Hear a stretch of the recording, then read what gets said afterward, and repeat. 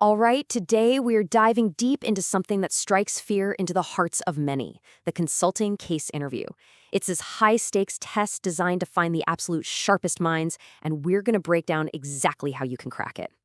It all kind of starts with something they call the airport test. And this quote, wow, it just nails it, right? I mean, are you someone who's just smart, or are you someone they'd actually want to work with, someone they could get stuck with at an airport for hours and not want to, pretend they're in a coma? So, what is a case interview, really? Well, the best way to think about it is like a business detective story. And you're the lead investigator.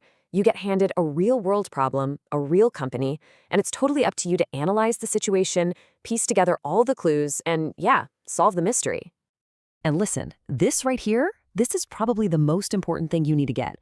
The interviewers, they are not looking for some single magical answer. Nope. What they really want is a front row seat to watch how your brain works. They're watching how you handle the pressure, how you communicate, and they're asking themselves one simple question. Would I feel comfortable putting this person in front of a client?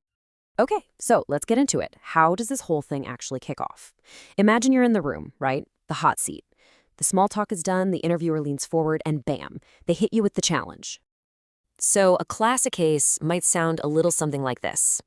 It's a profitability problem for a huge, well-known company. And your first instinct, your gut reaction, is probably to just start brainstorming solutions, right? Well, that's exactly what you shouldn't do. It's the first big trap. See, instead of just blurting out ideas, the candidates who nail this take a breath. They follow a very specific, very methodical 5-step opening. It's all about building a solid foundation first. You repeat the question back, you make sure you know what the real objective is, you ask smart questions to clear things up, and only then do you lay out how you're going to tackle the problem. So why is that so important? Well, for one, it shows you don't panic under pressure. It proves you actually think before you speak, which, trust me, is a huge sign of maturity. And maybe most importantly, it gets you and the interviewer on the exact same page, solving the exact same problem right from the get-go. Okay, so you've set the stage. Now comes what is arguably the most critical part of the whole interview. You have to create a logical structure, a roadmap to guide your entire investigation. And oh man, this is where so many people just completely trip up. They try to cram some memorized cookie-cutter framework they learned in a textbook, like Porter's 5 Forces, onto the problem. Interviewers hate that. What they really want to see is you build a custom issue tree from scratch, something that's totally tailored to the specific case. That's what shows them you can actually think for yourself. And look how beautifully simple and powerful this is. For a problem about profits, what's the most basic formula? Profits equal revenue minus costs. Boom. You start there. Then you just break each of those down one level deeper.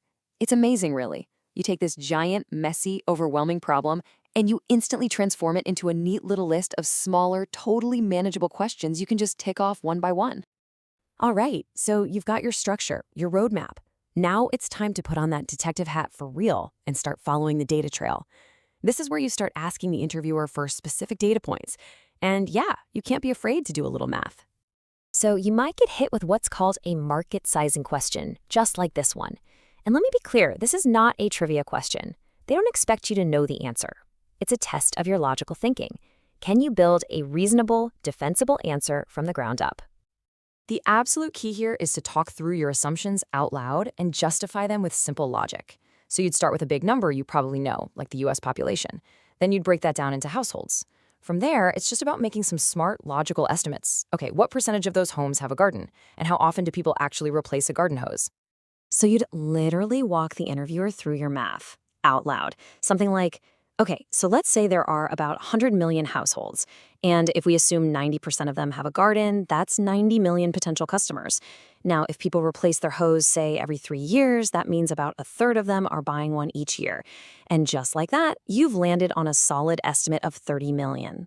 And remember, nobody cares if the real number is 28 or 32 million. It's all about showing that clean, logical path you took to get there. Now, while you're doing all this investigating, the interviewer isn't just going to sit there and nod. No way. They're going to push you. They'll throw you curveballs, they'll challenge your assumptions, probably with a question just like this. And they're not trying to be a jerk, I promise. They're testing you. They want to see how you react when things get a little tough. And this is the gold star response. You don't get defensive, you don't argue, you listen, you take their feedback on board, and you adapt your thinking. There's a word for this. It's called being coachable, and it is a massive signal of maturity. It proves you're a team player, not just someone who's stuck on their own ideas. Okay, so you've crunched the numbers, you've navigated all the twists and turns the interviewer threw at you, and now it's time for the grand finale. You've got to bring it all home with a super clear, super confident, data-driven recommendation. And this right here is the absolute perfect structure for that conclusion. It's designed for a busy executive who has no time to waste. You start with your answer first. Do not bury the lead.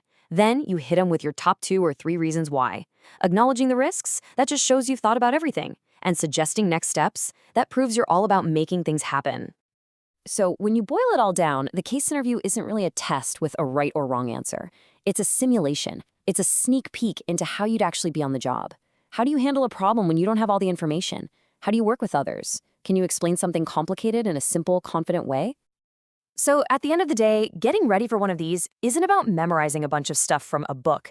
It's about changing the way you think, developing a mindset that's structured, logical, but also super adaptable. Which really leaves us with one final question for you.